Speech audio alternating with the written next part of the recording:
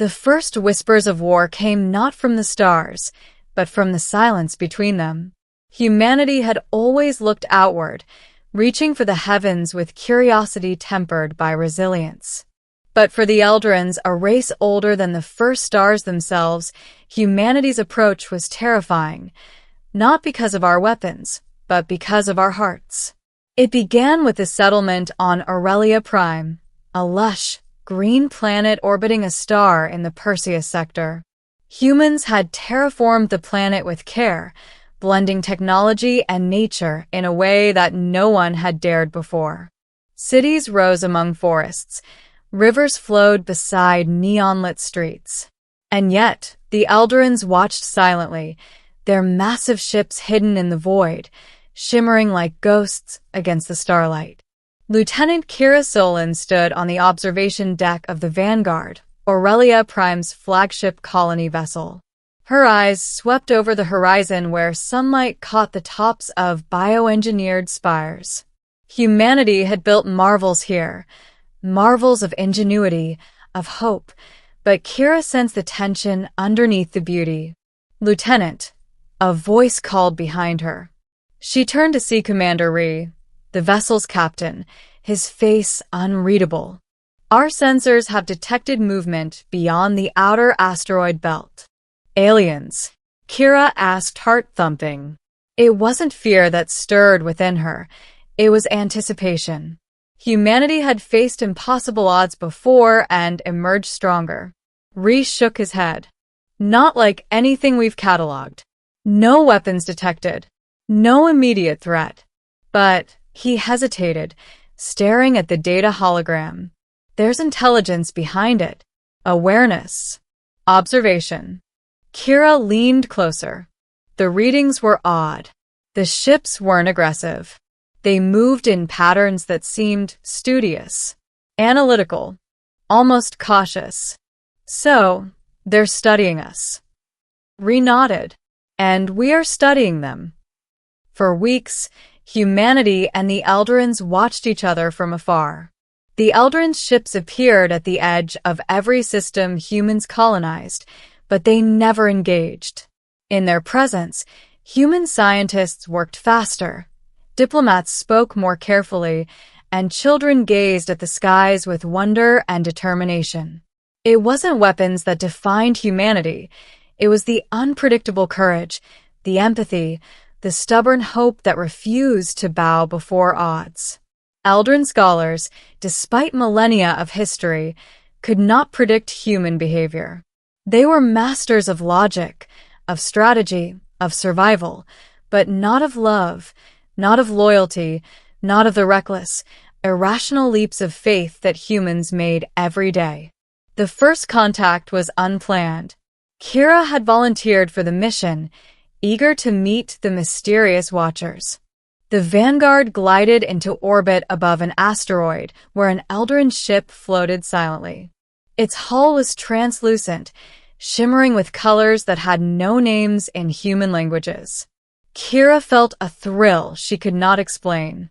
This was what explorers lived for: the unknown, the miraculous, the dangerous. "Lieutenant Solon," Commander Ree said, "you're going in. Alone. You're the first human to step aboard their vessel. Approach with caution, and with humanity." Kira swallowed hard. Humanity. The word echoed in her mind like a mantra. That was their greatest weapon after all. It wasn't guns or ships. It wasn't lasers or shields. It was something intangible, something that could not be measured or replicated. Her pod separated from the Vanguard, slipping silently through the void. The Eldrin vessel loomed ahead, its surface reflecting the starlight like liquid crystal. And then a hatch opened. A figure emerged, tall, lithe, eyes that seemed to hold galaxies. The Eldrin spoke, not in words, but in impressions, feelings conveyed directly to her mind. Curiosity, caution, recognition. Kira took a deep breath and stepped forward. She allowed her own feelings to radiate outward. Calm, respect, courage, and a hint of warmth. And something shifted. The Eldrin mirrored her, not with technology, but with understanding. They had studied humanity's strategies, its military campaigns, its history of wars, but never its hearts. That was something they could not analyze from afar. They had underestimated what humans could give freely: trust, compassion, and connection. The days aboard the Eldrin ship blurred together. Kira communicated in a dance of emotions, learning and teaching in turn. She shared stories of Earth, of families and friends, of laughter and tears. The Eldrins responded with awe. They had never known a species so willing to risk themselves for others, to love without guarantee, to fight for principles rather than survival alone. One night, as she watched the stars drift past the vessel's transparent hull, Kira realized something startling. Humanity had not needed to prove strength through firepower. They had proven it through their capacity to care. And the Eldrins, they were afraid. Afraid that such hearts, untamed and unmeasurable, could change the balance of the galaxy. She turned to the Eldrin beside her, a scholar named Lyrith. "You're afraid of us," she said softly. Lyritha's eyes flickered. "We do not understand your fearlessness, your loyalty, your hope. It is incomprehensible." Kira smiled. "It's not meant to be understood. It's meant to be lived." Back on Aurelia Prime, the news of the first human-Eldrin dialogue spread like wildfire. It ignited excitement and trepidation across human colonies. Some feared invasion. Some feared manipulation. But most felt something deeper, a recognition that the galaxy was broader, more complex, and more connected than they had ever imagined. Humanity did not send armies to subjugate. They sent diplomats, scientists, and storytellers. And they told one truth, louder than any gunfire: we care. And that care, inexplicable as it was, could not be conquered. But peace was fragile. A rogue faction of Eldrins, less patient, more militaristic, considered humanity a threat. They demanded that their leaders strike before humans could consolidate power. Kira, sensing the looming danger, returned to the vanguard with a message. Humanity's hearts were their greatest weapon and the Eldrin's greatest fear. Commander Ree convened the council. "We don't need to fight them," he said firmly. "We need to show them who we are. Strength isn't only in firepower. It's in courage, empathy, and the willingness to protect others." The council debated. Some feared weakness. Others feared misunderstanding. Kira stood, voice steady. "Let me speak to them.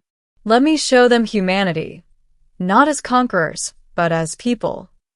And so, aboard the flagship of the Eldrin fleet, Kira Solon became humanity's ambassador. She walked into the chamber where hundreds of Eldrins waited, their expressions inscrutable. She did not carry weapons. She carried stories. She carried memories. She carried love. She spoke of Earth, of struggles survived, of lives lost and lives saved. She spoke of friendship, of betrayal, of courage, and of hope. She did not speak for power or diplomacy alone. She spoke for the human heart. And slowly, imperceptibly, the Eldrins shifted. Their fear did not vanish, but it transformed. They recognized something they had never imagined. Strength could be gentle. Power could be selfless. Courage could be compassionate. The rogue faction challenged her.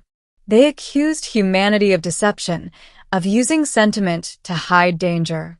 Kira did not falter. She told a story of a human village that had sacrificed itself to save a neighboring planet from a deadly plague. She told of soldiers who laid down arms to protect children. She told of artists, poets, and dreamers whose creations had saved lives not through weapons, but through inspiration. The chamber was silent, and in that silence, hearts spoke louder than words. The Eldrins realized humanity's unpredictability was their strength. Their ability to love, to hope, and to sacrifice was an enigma no strategy could defeat. Weeks later, the Eldrin fleet departed. They did not leave in hostility. They left with curiosity, with awe, with a newfound respect for the species that had touched something deeper than intellect, something eternal and unquantifiable, the human heart. Kira returned to Aurelia Prime, her steps lighter than ever. The planet shimmered beneath the twin suns, a symbol of human resilience and creativity. She walked among the settlers, knowing that every act of kindness, every gesture of bravery, every choice to love and protect was a testament to humanity's greatest weapon.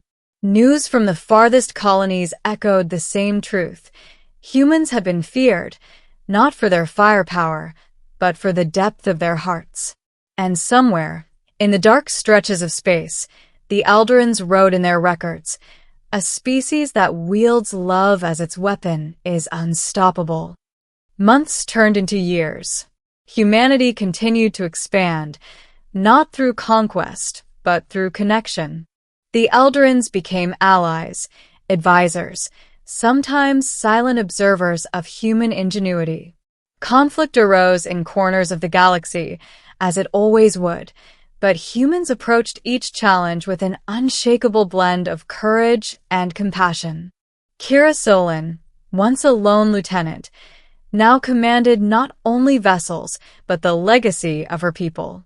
She reflected often on her first encounter with Lyrith, the Eldrin who had looked at her with awe and confusion. She understood now why the galaxy feared humanity, not for our guns, our ships, or our strategies, but for our capacity to feel, to hope, to love, and to fight for one another even when the odds seemed insurmountable. The story of that first encounter spread across systems, inspiring humans and allies alike. It became a tale not of war, but of understanding, not of victory, but of empathy, not of fear, but of hope. Because in the end, the universe would remember not the weapons we forged, but the hearts we carried. And when new civilizations rose, they would learn the same lesson. The greatest force in the galaxy was not strength or cunning. It was humanity itself. And humanity, resilient, reckless, compassionate, and unyielding, would never stop reaching for the stars. Years passed since Kira Solon's historic first contact with the Eldrins.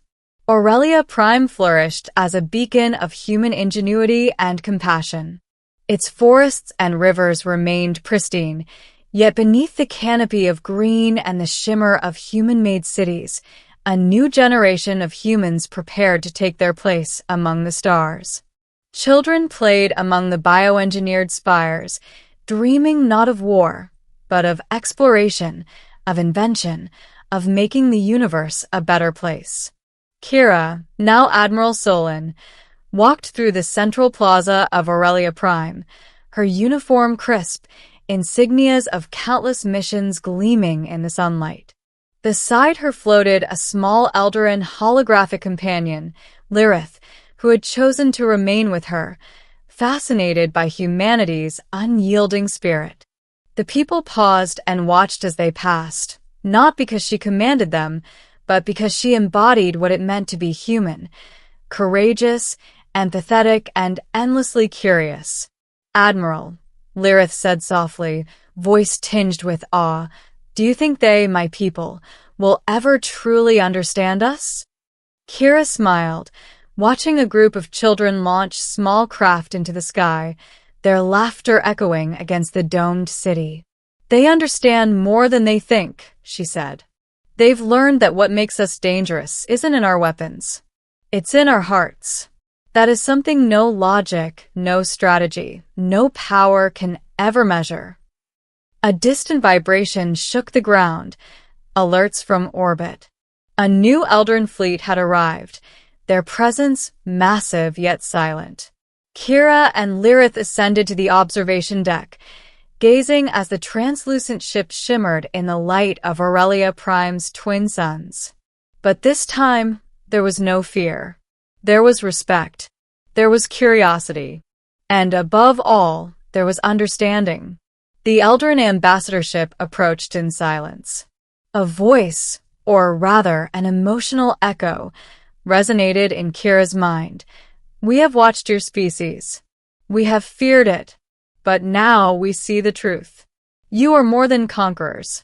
You are creators, protectors, and perhaps you are the hope of the galaxy." Kira felt a swell of pride, not for herself, but for humanity. Their triumph had never been in defeating enemies or claiming territory. It had been in showing the universe the power of compassion, the strength of loyalty, and the audacity to love without guarantee. Back on the streets, citizens of Aurelia Prime celebrated the arrival of the Eldrin fleet, not with arms, but with festivals, music, and the stories of their ancestors. The humans had faced the galaxy's oldest and most powerful species, not with weapons, but with hearts wide open. And that had won them something far more enduring than victory, a place among the stars, respected, admired, and feared, not for what they could destroy, but for what they could inspire. Kira looked up at the night sky, the stars shimmering like diamonds against the void. She knew humanity's journey had only begun. Countless systems awaited, countless civilizations would watch and wonder. And wherever humanity went, they would carry with them a lesson older than time itself, that courage without compassion is empty, and power without love is meaningless. And somewhere far beyond the edge of the known universe, the Eldrins recorded in their chronicles, a species that wields love as its weapon is unstoppable. Fear them not for their armies, but for their hearts. Kira turned to Lyrith, her eyes bright. The galaxy is ours, in ways no one ever imagined. Not because we fight harder, but because we feel deeper. Lyrith nodded, finally understanding. Perhaps that is what makes you truly immortal.